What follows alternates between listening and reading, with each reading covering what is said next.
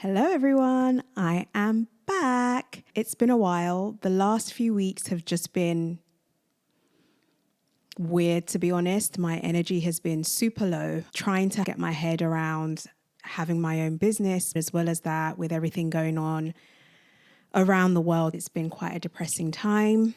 And I did also feel very burnt out a couple of weeks ago. Luckily, I had a reason to be in sunny Seville for a week, and I just got back last week. Honestly, I wasn't sure having the break would really help, but it's made a huge difference. I'm just much more relaxed and I feel rested. I think it's just because I wasn't focusing so much on work and performing, etc. I just needed a little break, but I'm back. I've been wanting to do a video again for a while, so super excited to do today's Myth Busting Monday. I'm sure all of you have heard this conversation going on about the green open to work frame and whether to use that as a job seeker or not. No, I'm not going to be talking about it because I think it's the most ridiculous conversation. In case anyone wants to know my stance about whether you've got a green frame around your profile photo,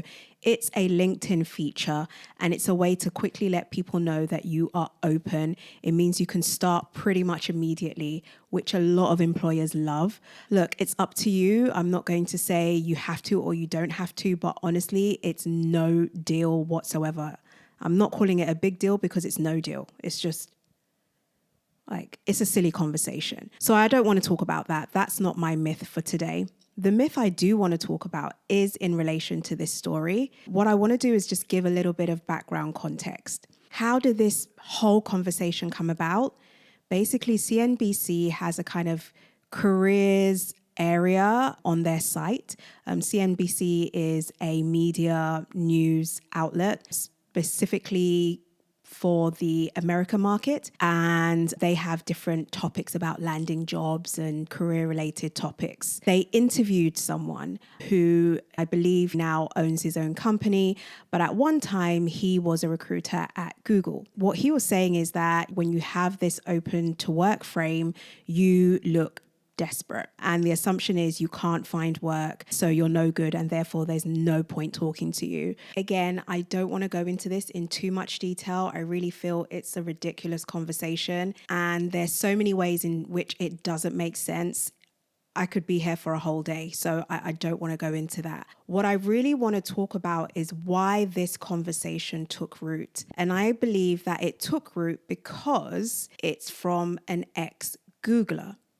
So ex-Google recruiter says this, and therefore it's true.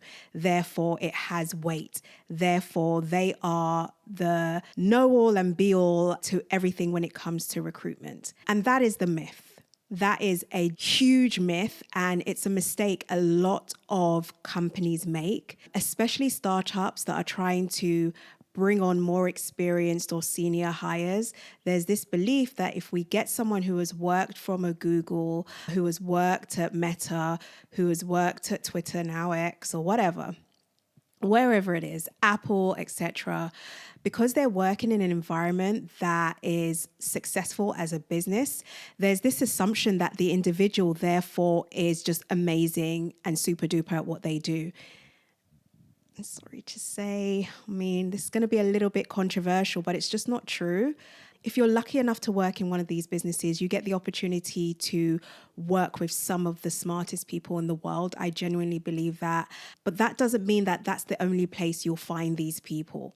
Not everyone wants to work for a global organization like that. There's this assumption that when you've worked for one of these very well-known companies, you are automatically awesome at what you do. Yes, you may be in that environment, but actually quite often when you shift the person to a different environment, you don't get the same results. I think there's a lot of weight on people who have these backgrounds.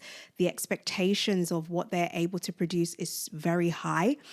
Maybe unfairly so, but then salary expectations often match that as well. But what I want to share with people is just be really conscious and careful about how much information you're absorbing. I think LinkedIn can become very overwhelming. I also find it very overwhelming. There's a lot of repetition on LinkedIn. When you see information being shared in such a way, you start to think, okay, this is really important.